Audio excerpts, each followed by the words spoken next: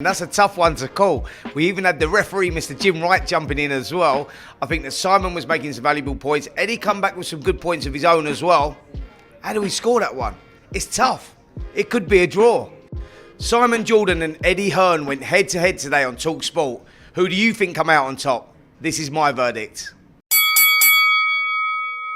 Basically, what you're saying is you don't really agree with me that AJ's an elite heavyweight, right? No, I do think he's. I do think he's a top. You wouldn't win the heavyweight championship of the world twice if you weren't. Okay. But I think he's changed from a fighter. You said he's a flat track bully. I still think he's disrespected. Yeah, of course he's disrespected. Hey, are you serious? Why is it disrespectful if it's an honest opinion? Because you're not looking at the facts of who he fought at what times and the run of fights that he's been on. Brazil. No. I've looked at him hiding behind the jab against Ruiz. I've looked at him boxing. I went to the Joseph Parker fight, which was a snooze fest. Okay, the referee killed that. I get that, but I look at it and say, but he's had like 22 fights. He's unifying the division. He's fighting. But that's a different argument, though, isn't it? No, but the run that he's been on is unbelievable. Anyway, what I want to say is what I want to say. On one hand, he's not that good.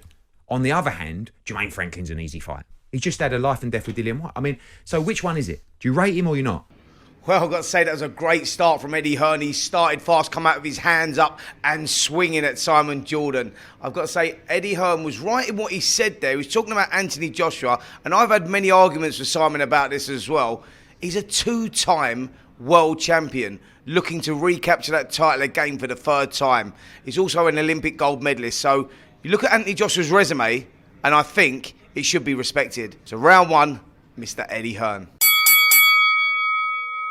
I've had as much to say about other people as I have about you, so you need to get over your victims complex about everyone centres on you.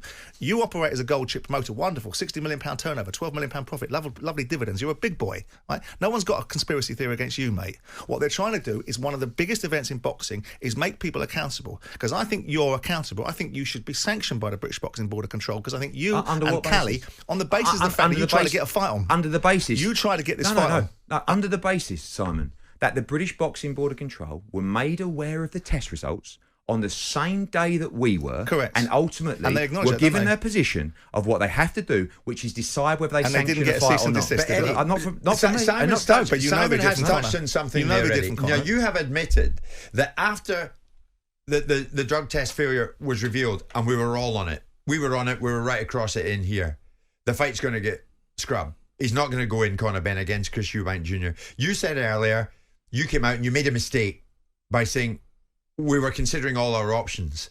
You didn't shut it down then, Eddie. Yeah, I shut it down. And when you said considering all your options, one of your options was hoping that the fight would still go ahead, right? Only if we chose to go down that route, of which we decided not to. Round two, and Simon Jordan levels things up. He's right in what he says there. You know that Eddie Hearn knew about this failed drugs test at the same time as the British Boxing Board of Control, and he didn't do anything about it, or he knew about it before the British Boxing Board of Control and didn't stop the fight straight away. I understand what Simon's saying there, that the fight should have been pulled a lot earlier than it was. I think there was certain parties that knew about this and they didn't do anything about it. So round two, Simon Jordan.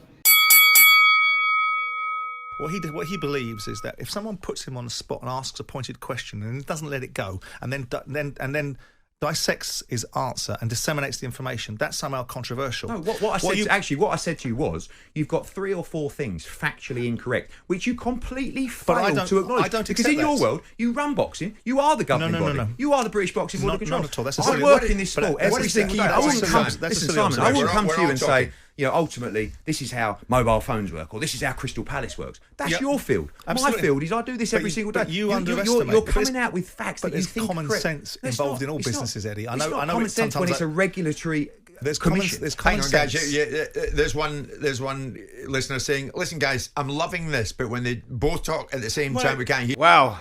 The third and final round, and that's a tough one to call. We even had the referee, Mr. Jim Wright, jumping in as well. I think that Simon was making some valuable points. Eddie come back with some good points of his own as well. How do we score that one? It's tough.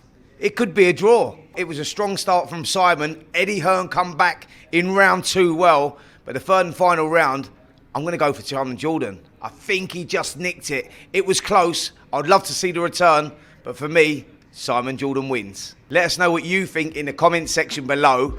And if you missed any of that interview, head over to the talkSPORT Boxing YouTube channel and you'll see it all there.